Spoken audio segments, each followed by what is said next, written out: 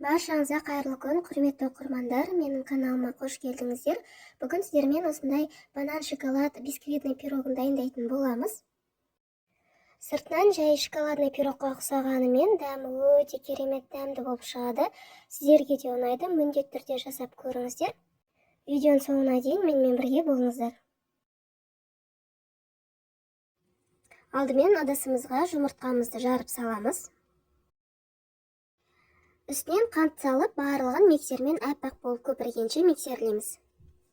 Пирогқа қосатын заттардың мөлшері төменгі описание бөлімінде жазылып отыр, сол жақтан қарасаңыздар болады. Міне біздің жұмыртқамыз дайын, осылай әппақ болып көпіруі керек.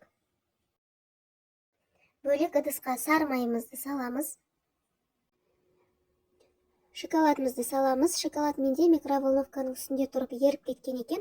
Сіздер ертпей сала беріңіздер.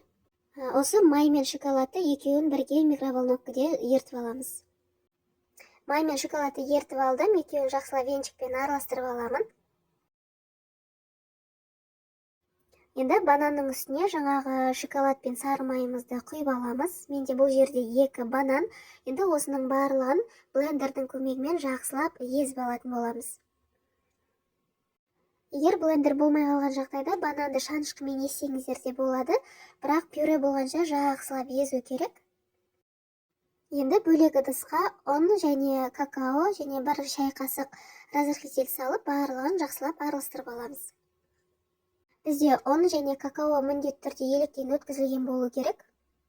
Мен ұнды бөлек ыдысқа алып, осы ыдысқа жаңағы жұмыртқамды құйдым, себебі маған кеңдеу ыдыс қажет болды.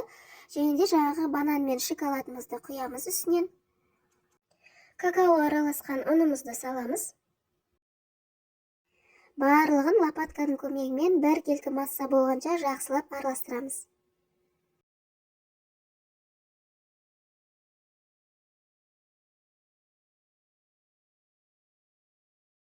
Енді формамыздың астына біздің тестамыз ағып кетпеу үшін фольга төсеп, тестамызды құйып 160 градуста 25-30 минуттай пісіреміз. Мендегі форманың диаметрі 24.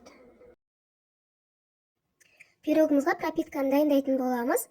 Стаканға 2 ас қасық сахарный пудра салып, үстінен 100 граммдай ыстық сүт құйып, жақсылап араластырып аламыз.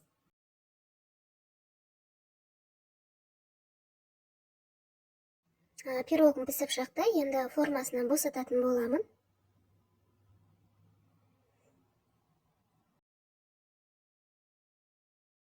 Пирог осындай биік болып, өте әдемі болып пісіп шыққан. Енді форманы қайттан салып, бетіне пропитканы құятын боламыз.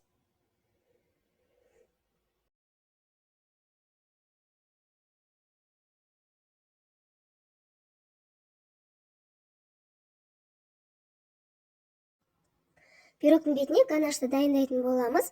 Сливки мен шоколадты екеуін микроволновкада ертіп аламыз. Ганашты пирогтың барлық шетіне біркелкі етіп жағып, жақсылап тегістеп жағып шыққаннан кейін холодильникке 2-3 сағатқа беті қатқанша қоятын боламыз. Пирогымыз дайын болды. Қыздар формадан сол холодильниктен шығарған кезде, беті толығымен қатқан кезде бірақ босататын боламыз. Дәмі өте ерекше, дәмді болып шыққан. Қыздар, сіздерге де жасауға кеңес беремін. Міндетті түрде жасап көріңіздер. Видеом сіздерге ұнаса, пайдалы болса, лайк басып каналыма тіркелуді ұмытпаңыздар.